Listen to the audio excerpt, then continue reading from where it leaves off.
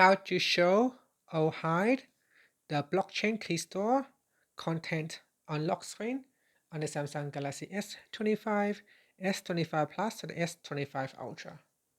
First, tap on the home button to return back to the home screen. Now from the home screen, swipe down at the top to open up Quick Settings. In here, tap on the Settings icon.